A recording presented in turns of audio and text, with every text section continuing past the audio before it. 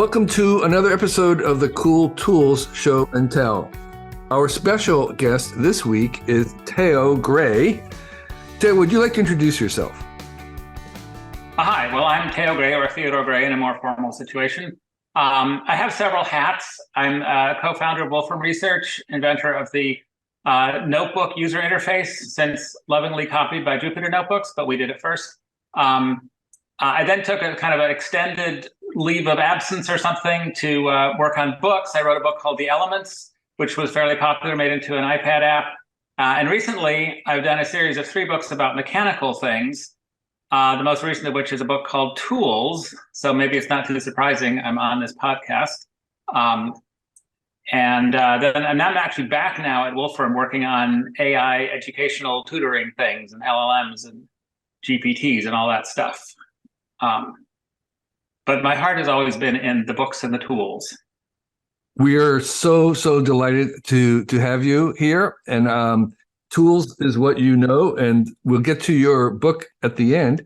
But out of the thousands of tools that you seem to have in your workshop, can you tell us about some of your favorite tools that you like to share with our readers? And I also want to remind those who've been listening that you have been on our podcast before and have shared some other tools.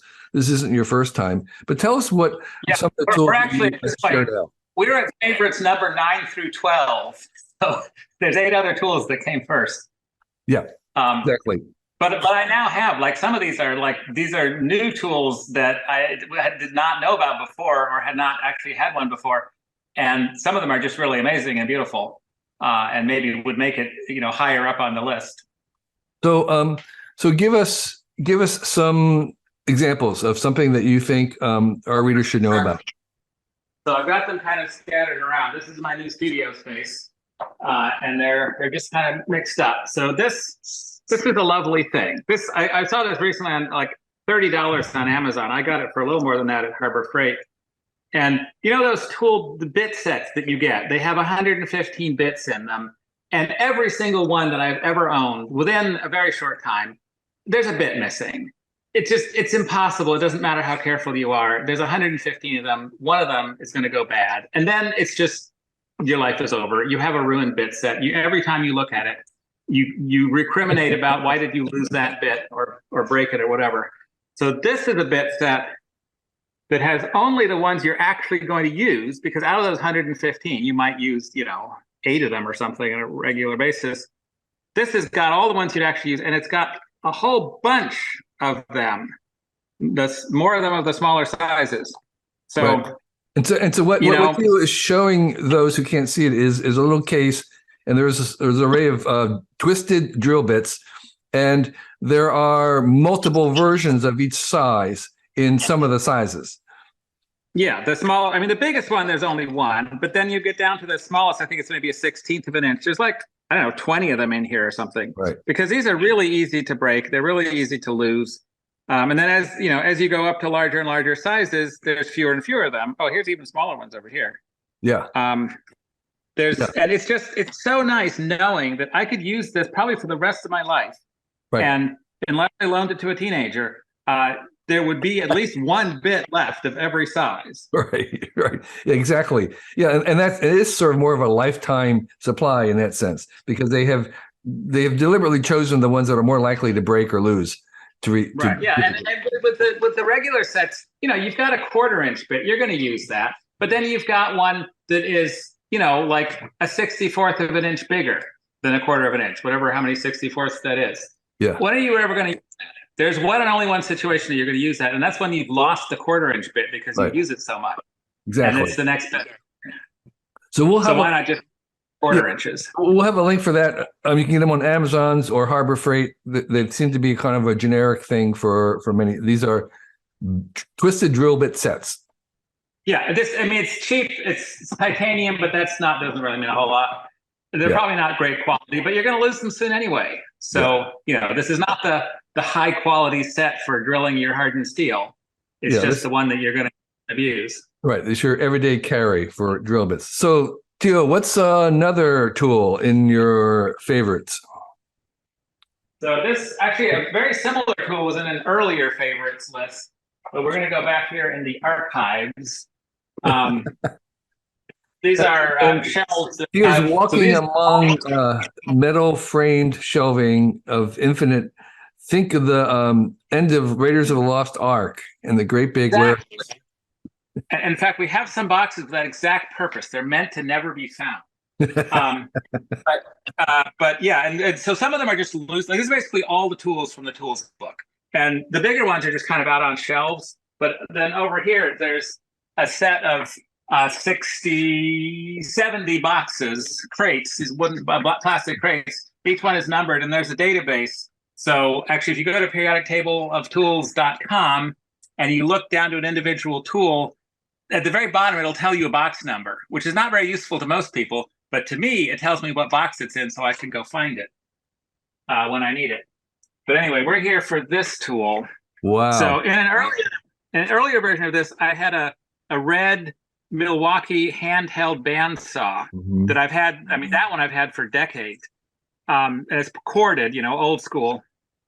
But I saw this thing, and this is like... You're holding it looks like a yellow, maybe DeWalt, tiny little portable bandsaw that's cordless.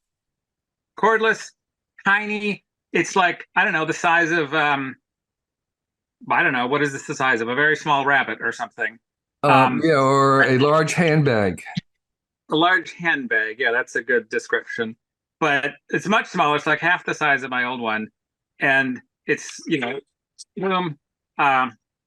works great. I think it's kind of dusty now. I've actually used it. This one I actually bought brand new, which is rare, just to photograph it. But I've since, been using it. One time I had to loan it to a friend whose bicycle was stolen, and she found the bicycle on the street locked up with a different lock and called the police. And they said, well, we can't really help you. We don't deal with that stuff, but you can steal it back if you want. So she borrowed this to go and cut the lock off of her own bicycle to steal it back from the person who'd stolen it, which I thought was a good use of the tool. Yeah, and so this has a blade that enables you to cut metal or almost anything else, wood. Yeah, plastic. it's like a hacksaw. It's basically a circular hacksaw. And the throat capacity is only like 1.5 inches or something, but it's so, compared to like a demolition saw, a reciprocating saw, those are very jerky and you can cut through almost anything with them. This thing is just smooth as butter, like a full-size bandsaw. It just, it's always changing, moving in the same direction, so it doesn't jerk the material around. They're just, when I bought the first one, a good, 25 years ago, I think they were relatively new tools. Now they're everywhere, and they've got these battery-powered ones. And modern battery-powered tools are so amazing, like so powerful. The brushless motors and lithium batteries. There's not many things left. There are some, but not many. Right. That you really need to support. And contractors also often use this to cut rebar on location. I could certainly imagine that. Yeah, if you didn't have a hydraulic rebar cutter thing. Right. If you just want to have a little quick one, there it was. You cut rebar really fast, right on the site. Another cordless tool that I got for putting in our underfloor heat pipes is a cordless rebar wire tying machine, which you have like two pieces of rebar crossing, and you need to wrap a wire around it to hold them together in place before the concrete's poured. So this is the thing. It's a gun. You point it and pull a trigger, and it just whips the wire around it and twists it off in a matter of seconds. Speaking of contractors and rebar. Yeah, exactly. Yeah. So, Theo, give me a third cool tool that you liked to share with our watchers. And Theo now is walking through the labyrinth of shelves to something that looks more like a museum. Yeah, so this is the museum area. We got a bunch of things. This is the player piano. It's beautiful. It plays. It's not a tool, though. There's this little screwdriver set, which is astonishingly beautiful just because of its precision, but that's not what we're here for. This thing spins. It's like a, Italian sports car or something. Even the little tips on the end spin. Is that on our list? This might be on our list. We were looking at your favorite little tiny micro driver set. The ones that's this is it. This is on the list. Anyway, yeah. So it's beautiful. It's got ball bearings. It's super solid. And so this is like, it's the end of the tiny screwdriver. It's sort of a curved end. And the idea is you can push with your palm.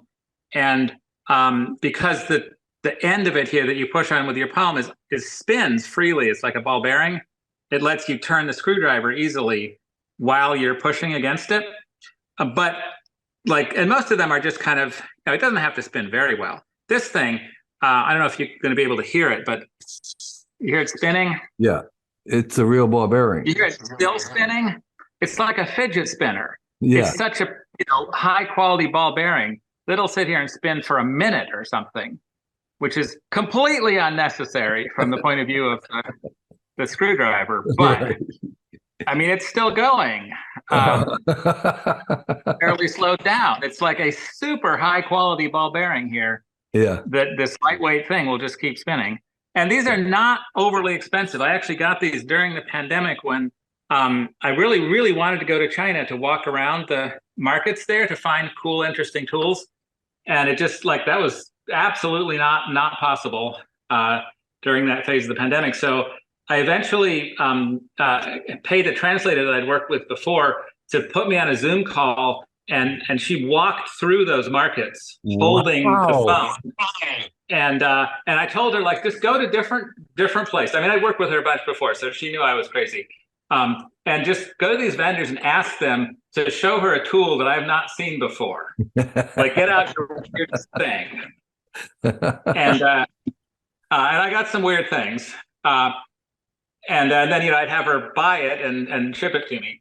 Yeah. And this one, she came to this booth, and it's this company Maant, M-A-A-N-T, and they make a pretty broad line of a lot of it's like cell phone repair. They have this beautiful little vise for holding AirPods, like the earbud things, perfectly machined to exactly hold the case without marring it.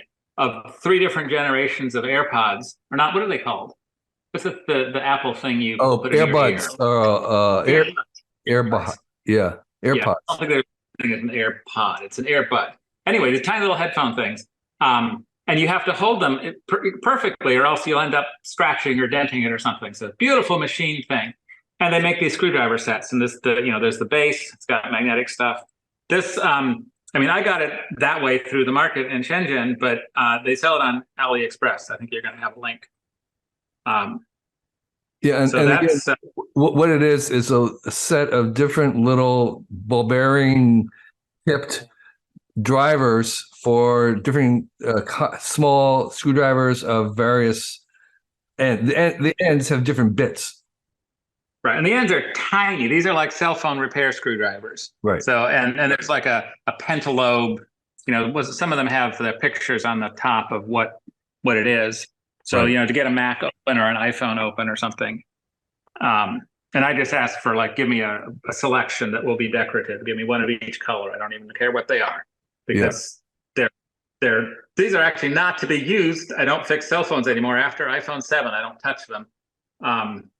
But why is that? Why don't Apple just recently changed their policy to make them repairable? Why did you? Well, I stopped because the iPhone 8, the screen is glued on so firmly that it's not worth trying to get it off. I'd give that to somebody else.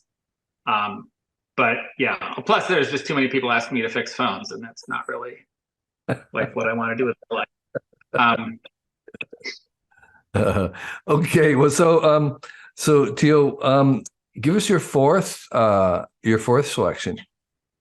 So for some reason, I thought I'm losing count. We may have to have 5 here, because this guy is definitely on my list. There's a page in the book called the instrument that changed my intuition about the size of light.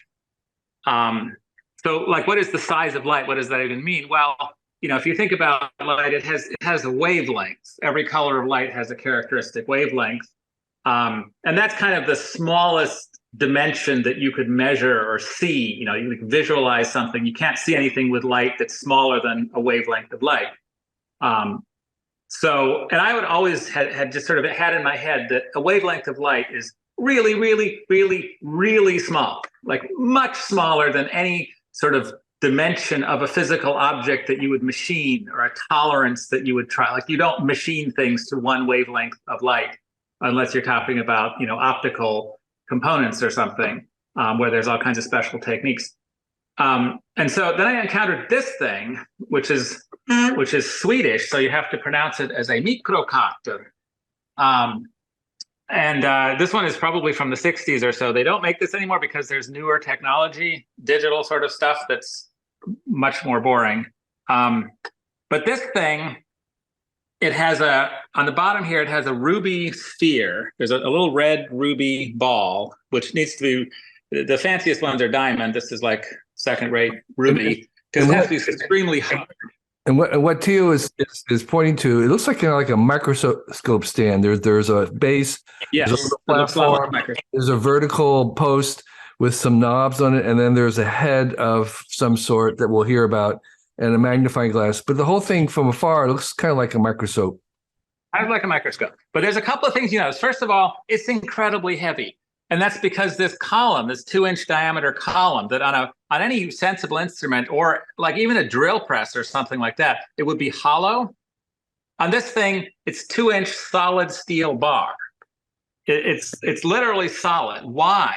Why do you need to have a solid bar, far more robust than even a drill press would have, on a delicate measuring instrument? We'll get to that. Anyway, so the measuring tip is this ruby sphere. And then up on the top, let me move this out of the way. So there's a scale which reads from -10 to +10. It's an analog scale as well. It's an analog, so it's like a dial indicator. Right. And when I first got this thing, I tried like pushing on it and try to see. I don't know if you can see anything. It took me a while before I could even see it. But do you see it? There's like a little red pointer that's kind of flickering around. Just on the dial itself, there's a little arrow that just flickers around almost faster than you can see. I'm holding it as steady as I can. And what I'm doing is just pushing up on the tip a little bit. So what this is a height comparator. It has one job, is you can put something on the table and then lower the head onto it and get a measurement, get it to a certain number on the dial by adjusting the height of the table. And then you can take that thing out and put something else in there, and it will tell you what is the difference in height between the difference in thickness between those two objects. As long as that difference is less than 1/10,000th of an inch. So that's where this thing gets weird. This scale, -10 to +10, that is -1/10,000th of an inch to +1/10,000th of an inch. The divisions on the scale are 2 1/millionths of an inch. Wow. And the magnifying glass, you can read between the lines. So this thing has a resolution of about 50 nanometers. Wow. That you can read. And properly set up and treated and with all the right conditions, it's accurate to about 50 nanometers. So what is that? What is 50 nanometers? Well, green light, like sort of middle of the road green light, has a wavelength of 500 nanometers. So this thing is mechanically measuring thicknesses of objects to 1/10 of a wavelength of light. Wow. On an absolute scale. Wow. And that it blew my mind. Like, right. How could, it's a mechanical device. How can it possibly do that? I thought to do that sort of measurement, this is not something I really knew about. If I'd looked into it, I wouldn't have been so surprised.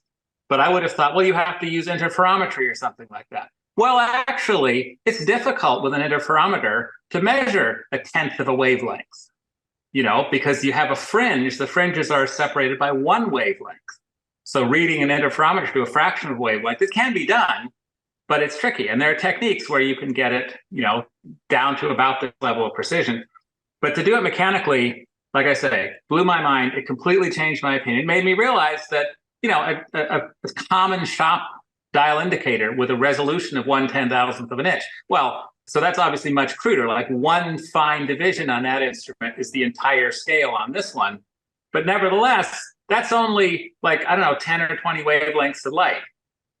So even with a common shop dial indicator, you're almost down there in the range. Light is not really that small. Right. It's actually just, it's a step below what you commonly would measure, but it's not like 100 feet in the ground, compared to the level at which you normally engage in precision. And what would people who had this device ordinarily be using it to measure?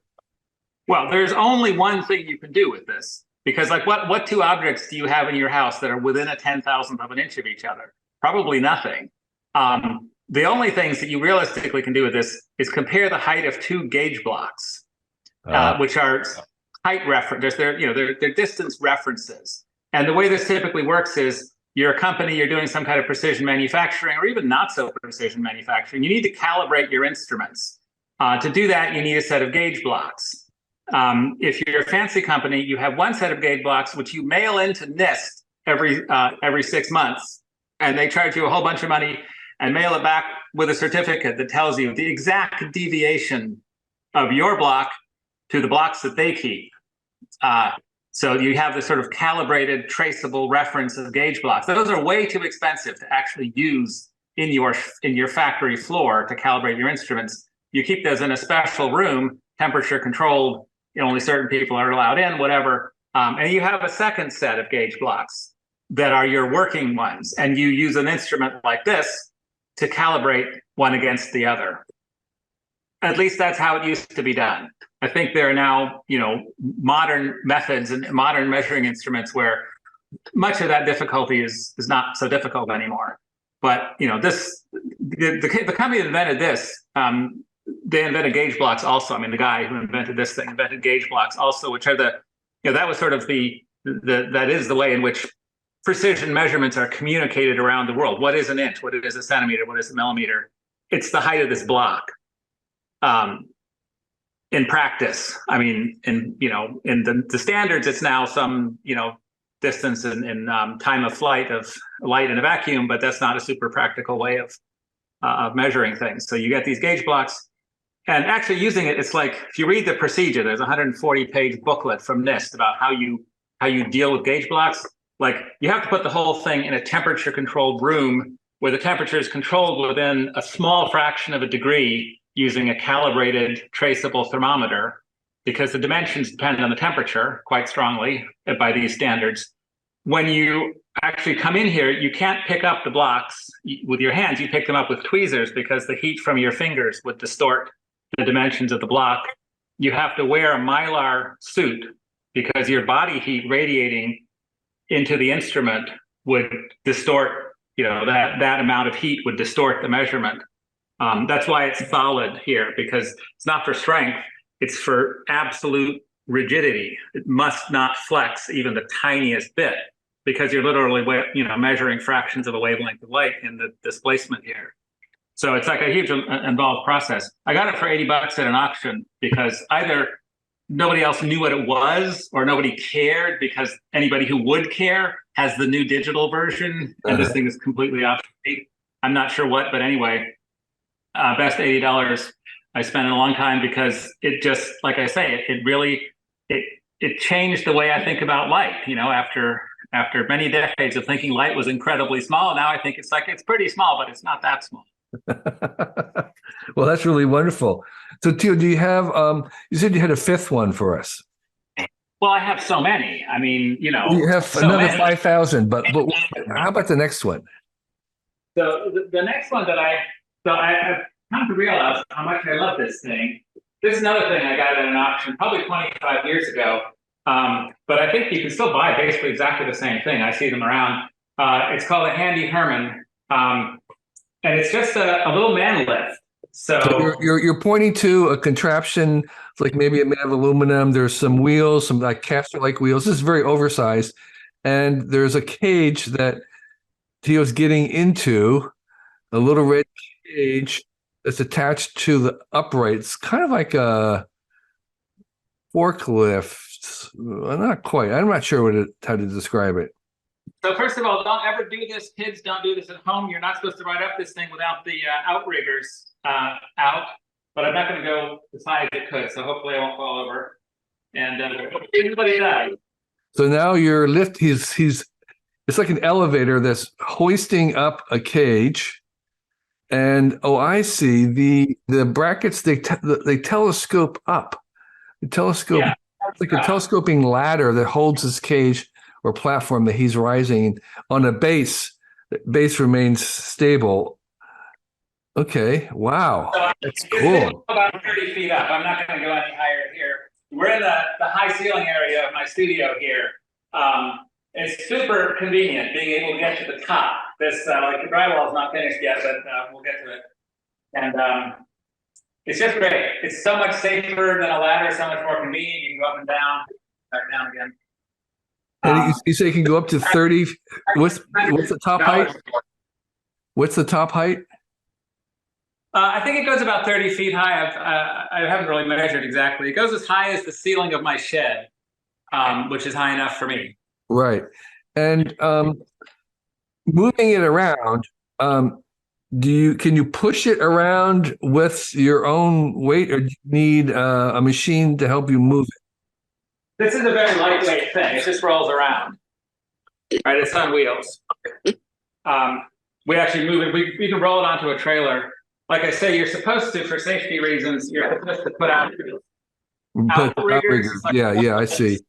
And is it cordless? Is it run off a battery or what? Not batteries. It has just a regular car battery that it runs off, and it'll run for, I don't know, I charge it every few weeks if I'm using it regularly. It's run for quite a while. Wow. And so I'm a big thing that lifts. Like I got a forklift, this kind of, because it was fun, to have a forklift, and found it to be really very useful.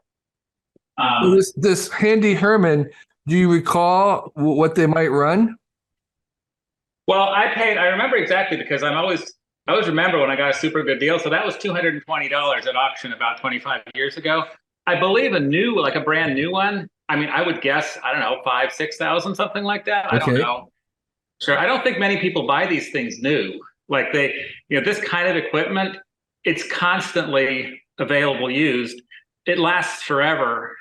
Like, I imagine like maybe big companies who don't care about money, Apple probably buys new forklifts. Everybody else buys used forklifts.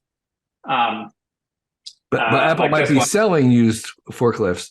Yeah. So when they're not good, it's like the story about the cable car, the things that take you up in the mountain, the cable car, particulars. Right. I'm Swiss, right? So we have a story. It's like the Swiss buy new cables, and when they no longer meet the Swiss safety standards, they sell them to the French. And then when they no longer meet the French safety standards, they sell them to the Italians, and then they break.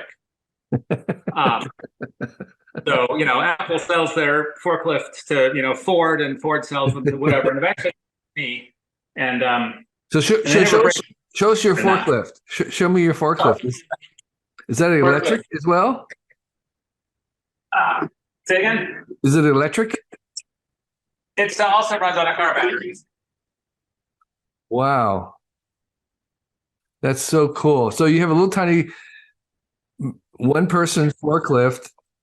It goes up and down under power, but you have to push it around. So when it's got a ton or so of weight on it, it's pretty hard to push. We got another one recently, which is in a different building, that also drives itself. And that's a huge step up in forklift technology. Right. But it's too big to be in here. It sticks out too far in the back. And this looks also like something that you bought at an auction or used. Yeah, no, I would never buy something like this new. It's not like I need it, but it's in the book. And when you get a good deal, like what am I going to do? Not buy a forklift for pennies on the dollar? That would be crazy. If you have the room for it, I think that's an important thing. And right. Well, plus, it's been super useful. There's a number of things that are in here. Oh, this guy. This is one that we use the forklift on.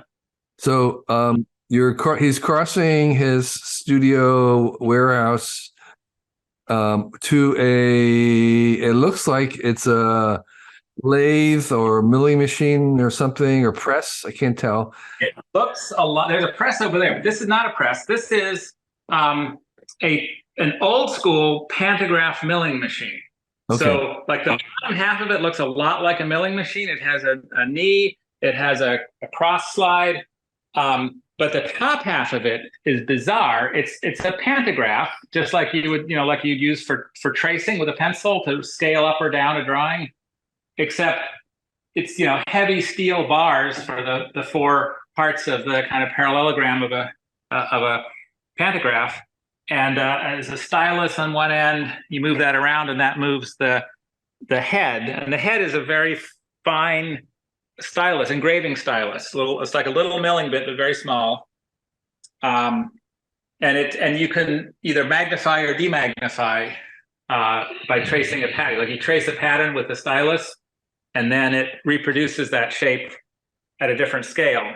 Right, and again, to describe the top end, there's a bunch of parallelograms that are hinged, and as you move one, it moves the other arm at a slower proportional rate.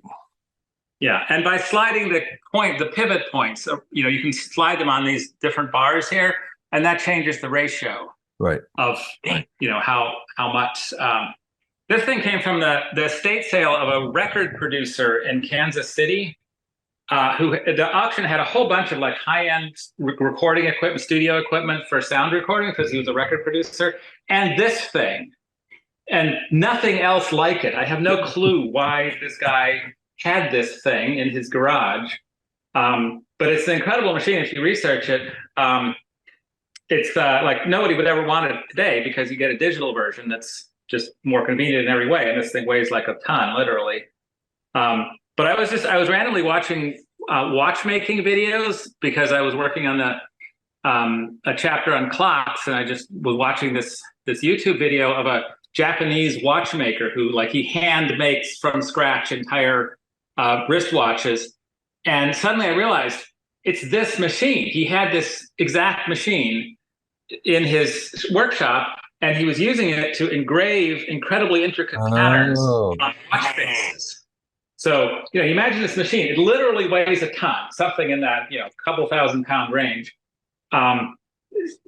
Looks very brutal, but he had this fine, I don't know if it was gold or what it was, watch face mounted in there, and a great big template, like a foot across, with a detailed pattern that he was reproducing, way shrunk down, miniaturized on this watch face.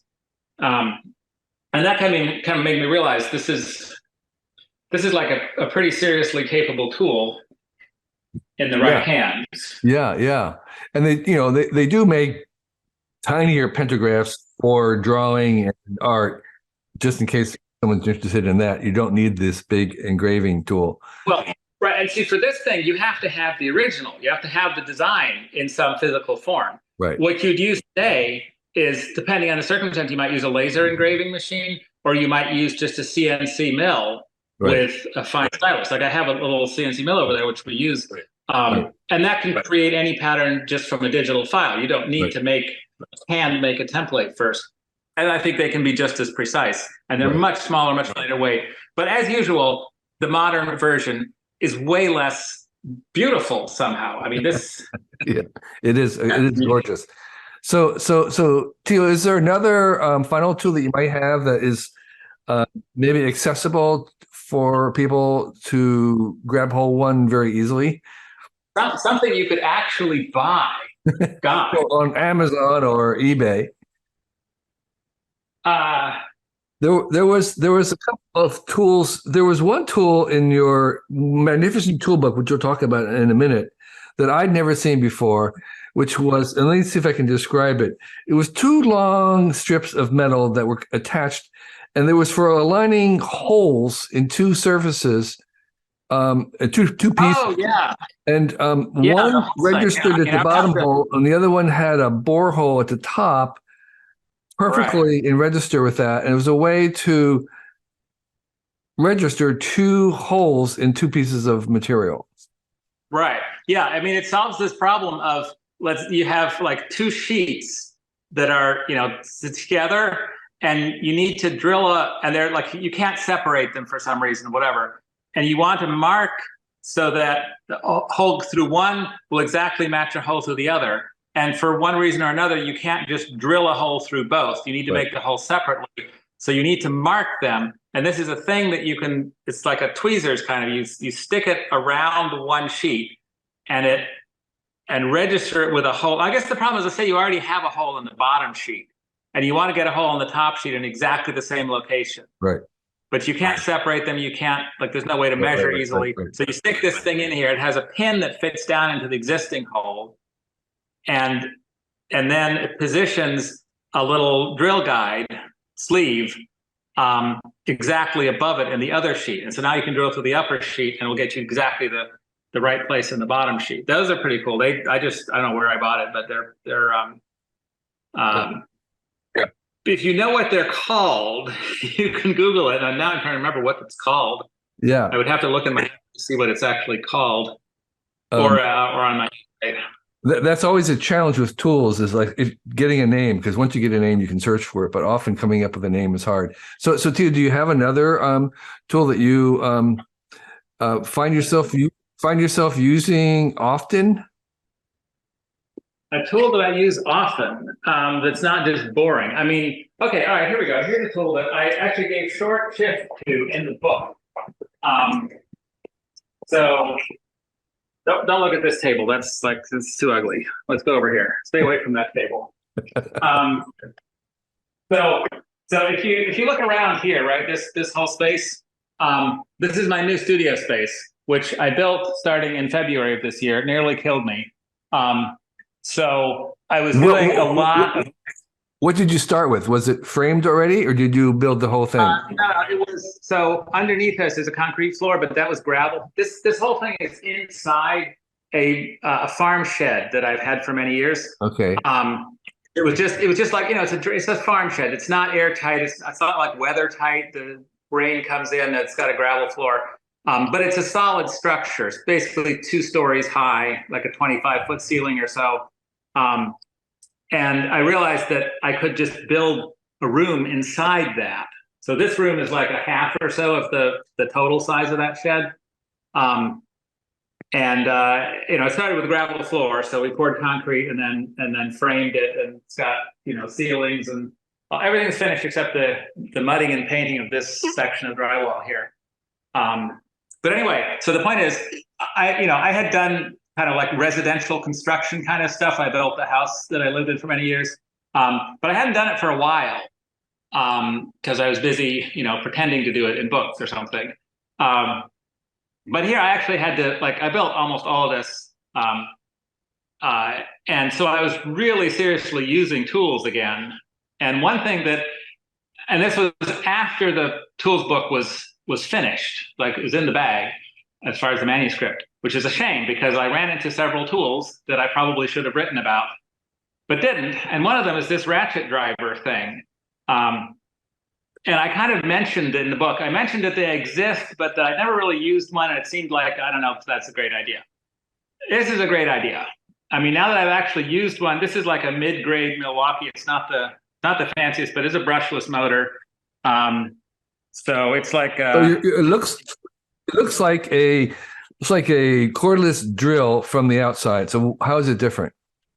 Well, first of all, it's a lot shorter. Yeah. Right. It's much smaller, much lighter. The head is shorter. The overall a little shorter. Okay. And it doesn't have a chuck.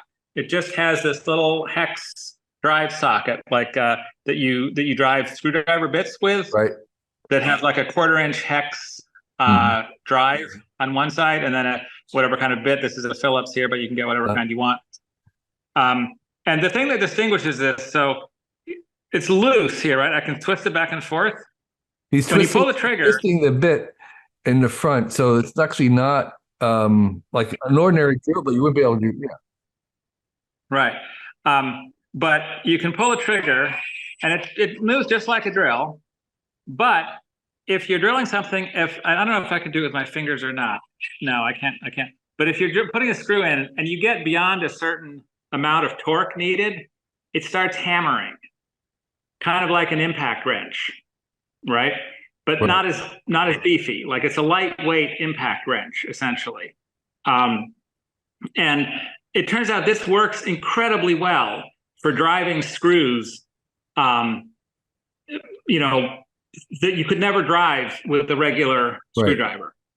So, I mean, for example, like Phillips bits, they're famous for camming out, right? You try to drive it, you can't really use them. That's why people invented square drive and Torx and posi drive and all these other things, because of how much Phillips sucks. But it turns out that with an impact driver, and I don't know if this is true or not, but my theory is that the reason that the Phillips cams out is because if you have sort of constant torque like you would with a regular drill, then every time it jiggles a little bit, the bit works its way a little bit out. And so it just kind of works its way out, and then it starts spinning and you ruin the bit, or you ruin the drill or the screw or whatever. This thing, it's like once it's up to this mode where it's going into hammer mode that somehow happens automatically, I imagine it kind of like it hits the screw a little bit and then it backs off. And so if you're pushing in with some force, it hits and then it backs off, and that gives the bit a chance to reseat itself. Right. And and so you can take like a 4-inch long construction screw with a Phillips head and drive it into 4 inches of construction lumber and not cam out, just reliably. It'll just keep going until you sink the head. Right. Which there's no way you can do that with the regular Phillips drive. So this thing has really impressed me with being lightweight, powerful, drive screws you couldn't otherwise drive. Totally great invention that I didn't give proper credit to in the book because I hadn't actually used one, because they're kind of a new invention. That's really fantastic. So, and buy it, unlike the other things I've been talking about. This is No, I have one with DeWalt, and it has a little bit of the holder is not like I guess that's magnetic, but I have one that you pull the collar out and it snaps in. Yeah, that's how this works. You pull the collar out and then it comes out, and you have bits with a little dimple, like an indent. Right. And I assume there's a ball in there, just like in a socket set. There's a ball that holds it firmly. Those are really fantastic. So, Theo, let's talk about your magnificent book, which I'm going to hold up right now, because I think this is by far the best book on tools that I've ever seen and I've ever read. And it's wonderful because the knowledge in it is not something you've gotten by reading, it's through your use of the tools. And that's really I try as much as possible. Yeah. That's one reason I have so many of these tools, and it applies to my other books too. I mean, I haven't necessarily, worked a job where I used every one of these tools, but I have every one of these tools, and I've at least played with it. And a lot of them, I have actually used them. I mean, I've done a lot of different things over the years, and I have my favorite tools. As we know, I'm now up to like 14 or so because I snuck 2 extra in this episode. And I think that, my elements book, that's something I knew quite a bit about. Like I actually slightly qualified with a degree in chemistry. How things work, it's because I generally know some things about how clocks and things work. Engines, to be perfectly honest, was a bit of a stretch. I'm not a car buff. I think cars are great. I like driving them, but engines were not a thing that I have a lifetime passion for. But now tools, I love tools. I have always loved tools. My literally earliest memories of my entire life are to do with tools because I obviously cared about them much more than the people that they may have been associated with. I tell a couple of those stories. I mean, tools, they're more fundamental to what I like doing than anything else. So I'm really happy that this. It's great to hear that you like this book because, it's really, really good. It's good on several levels. One is, it's a really good overview of what's available. I mean, what possible tools you could have. A lot of them are kind of tools you might use by hand rather than, say, industrial factory level things. But secondly, you also have kind of disclosed things that you favor over the others. There's value judgment, which I really like, because you're saying, I have a bunch of these tools. I like this kind better than that. And that's very, very Right. rare. And that's not to imply that it's better, right? It's just I like it better. Yeah, Maybe it's and that's fine, other but one. I find that really valuable to know. And then thirdly, there is a sense in which I see tools as possibilities. It's like you don't have to own all these, but it's important to know that they're there, because they unleash possible things that you never even thought about. Like, for instance, you were talking about the light and the gauge meter showing being able to measure down to 500 nanometers. Well, that, as you said, it just kind of opens up possible things that you never thought about even considering before. And now you say, what else could I do with a machine like this? What else could this tool do? And that is what I see this as a catalog of possibilities, as well as a catalog of tools. Right. Yeah, I completely agree. I mean, one of the stories I tell in the book is when I was a little kid, I don't know, I was like the height of a table. So whatever age that makes me, maybe a little higher, or maybe a little older than that. Anyway, I had this idea for how to make a rubber band gun, where it'd be like a thing that would stretch a rubber band and you would pull a trigger and it would release the rubber band. But to do this, my idea required drilling a hole sideways through a nail. And, at that point, the only kind of drill that I was allowed to use was one of those egg beater type, hand. And I was thinking about, like, could I drill a hole through this nail? And, but no, the drill I knew it would just keep slipping off. Like, and I didn't have a drill bit that small anyway. And how is that even possible? But I took it to I think it was my uncle. My grandfather had a business making precision scales and things. So they had a very fancy machine shop. And I took it to my uncle and I said, help, can you do something? And he took me down to the shop, and he had this, what to me at the time seemed like absolutely gigantic machine, which was probably like a normal size milling machine, which is still pretty big. And he just put it in there and said, oh, boom, done. It was like child's play to this machine. It's nothing. This is a Swiss, machine shop with the finest stuff. I mean, drilling a hole through a nail is like nothing. Right. Compared to what the machines could do. And that that really kind of blew my little mind, opened my eyes to the fact that the stuff I was using was not the be all end all of tools. Right. Like, there's things out there that can do way more. Right. And so you've taken these a lifetime of tools and your interest in exotic and unknown and unusual tools, as well as the everyday ones that you're using to build houses with and make crazy experiments. And you put them into one book, and you've organized them in a very clever way, which I actually found useful over the span of your book, of kind of grouping things to similar functions, I guess I would say. Yeah, so that was actually, I have to give credit to my publisher, Becky Coe, who possibly in desperation after she saw the first version of the manuscript that kind of read like a tool catalog. She said, why don't you organize it as a periodic table? Because, your periodic table book did really well. Yeah. And I initially resisted that because it seemed like just a dumb gimmick. And she wanted me to put my 118 favorite tools, because there's 118 elements. And it's like, how can you have 118 favorite anythings? Right. But then I realized I can have 118 tools that spark joy, in the Canto spirit. Right. And as more I worked on it, I realized that's a good number. Like, that's a reasonable number of pages for 2-page spreads. It's it's a decent number to divide tools up into, not too fine grained and not too coarse grained. Right. And so it worked out great. And plus it also resulted in the next thing you should see, which is the periodic table of tools poster. Okay. Because obviously, once you have tools arranged into a periodic table, you need to make a poster. That is over here.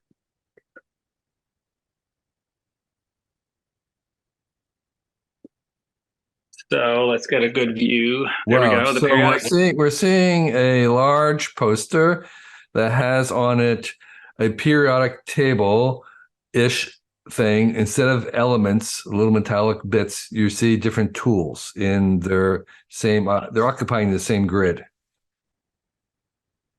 Yes, and there's lots of tools. And what my goal was in the poster and in the book is that, I would like everyone to recognize, some of these tools so that it's familiar. It's like, I've seen that before. That's a hammer. I know what that is. But then also fairly quickly encounter a tool that they've never seen before. Like, I doubt there's anybody in the world, and there's including me, that knows what each of these tools is without reading about it, right? So everybody's going to find something in here that they have not seen before, and it's like, what is that thing? And of course you can buy my book and you'll find out. And that's like, in general, I wanted to, in the book, like, start with a common thing, and like a wood saw, right? Like a handheld wood saw, right? Everybody's seen one, very common thing. But isn't it interesting that a surgeon's bone saw that you use for sawing bone is virtually identical? It's like a crosscut wood saw. If you look at the teeth up close, there's no difference really. It's just made out of stainless steel, so you can sterilize it. But the fact that, and there's some very beautiful. There's a picture of one on the poster there. Very beautiful, sort of artistically shaped bone saws for doing different disgusting things.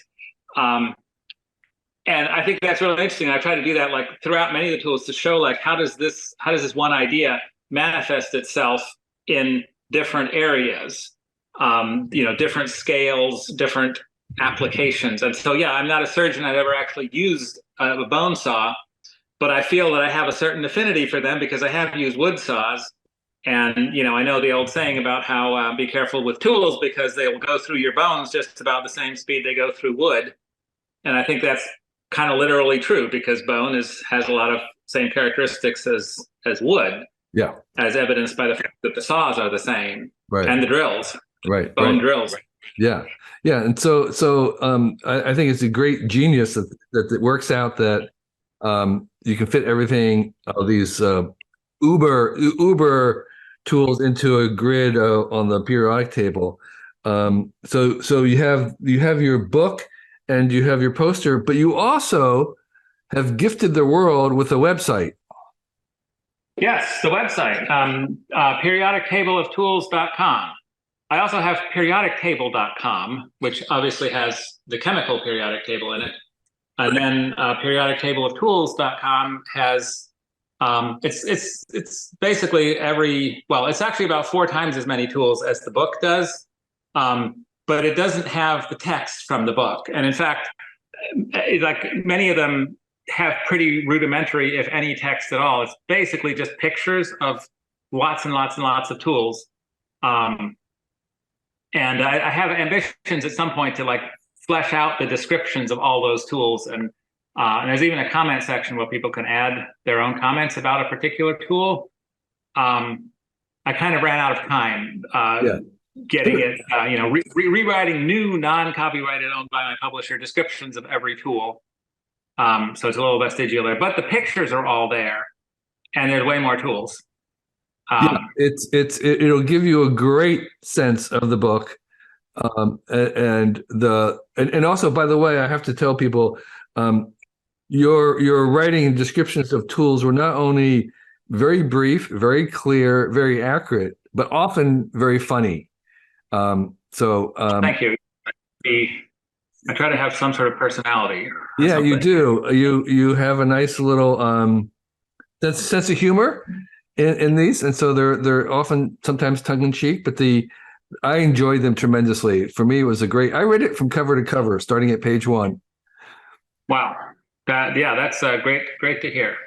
So, are you going to weigh in on the titanium hammers question? Because I'm kind of scared about the first hate mail I get about that page. Hate mail because they don't work, right? Because they're dumb. I mean, I'm totally disrespectful of titanium-headed hammers. Titanium handled, that's sure, fine. I understand. But are you saying there's people who feel strongly otherwise? I posted this question on Reddit, like r/tools or something, a while ago. And there are people who will fight you about this. And these are people who spent $250 on a titanium-headed hammer, and I feel are not objective.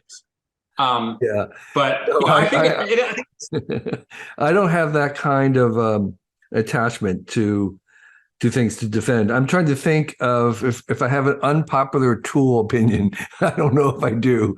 yeah, I mean, I don't know.